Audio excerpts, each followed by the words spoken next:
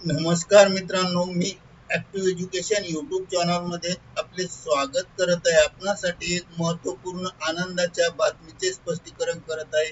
तर चला आपला जास्त वेळ न घेता आजच्या प्रमुख आनंदाच्या बातमीचे स्पष्टीकरण करूया. मित्रांनो, आजची बातमी आहे आनंदाची मोठी बातमी. कर्मचारी संघटनेची बैठक संपन्न. बैठकीत प्रमुख या मागण्या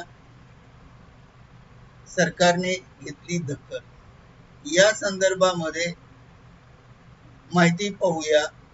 नमस्कार मित्रांनो, पुन्हा एकदा आपले हार्दिक स्वागत. आताच्या घडीची सर्वात मोठी ब्रेकिंग न्यूज आहे. कर्मचारी संघटनेच्या प्रमुख मागण्याची सरकारने घेतली दखल.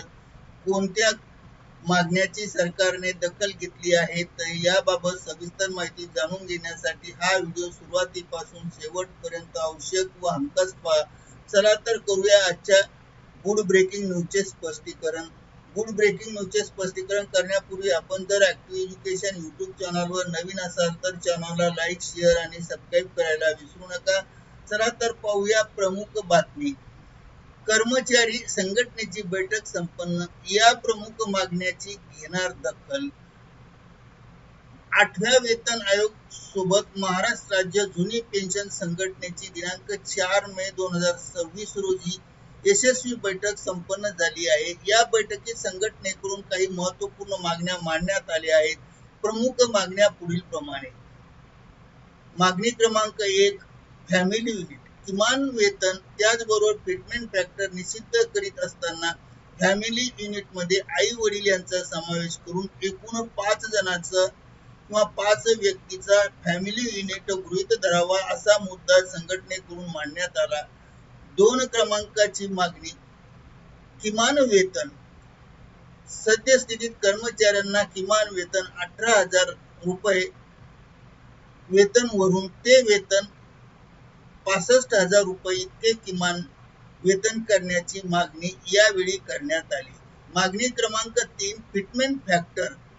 7व्या वेतन आयोगामध्ये 2.57 पट इतका फिटमेंट फॅक्टर आहे, तर 8व्या वेतन आयोगामध्ये 3.8 इतका फिटमेंट फॅक्टर मिळावा अशी मागणी करण्यात आली आहे. मागणी क्रमांक 4, महागाई भत्ता मधील वाढ निर्धारण. सद्यस्थितीत महागाई भत्ता वाढीचे दर अल्प असल्याने सर्व कर्मचाऱ्यांना हवा तसा आर्थिक लाभ मिळत नाही. त्यामुळे यापुढे बाय डिफॉल्ट महागाई भत्ता 4% किमान महागाई भत्ता वाढ निश्चित करण्याची मागणी करण्यात आली. त्यानंतर प्रवास भत्ता.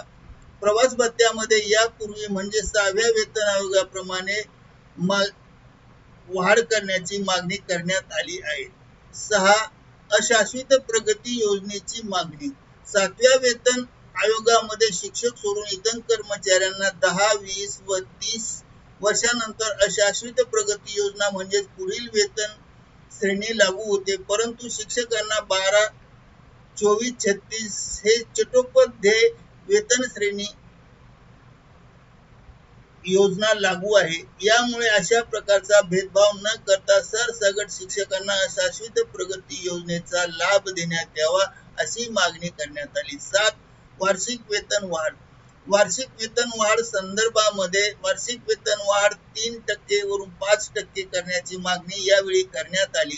करिता ॲक्टिव्ह एज्युकेशन यूट्यूब चॅनलने आपल्या माहितीस तो हा व्हिडिओ व्हायरल केला आहे. मित्रांनो, आपणास आवडल्यास लाईक, शेअर आणि सबस्क्राईब करायला विसरू नका. धन्यवाद. Thank you very much.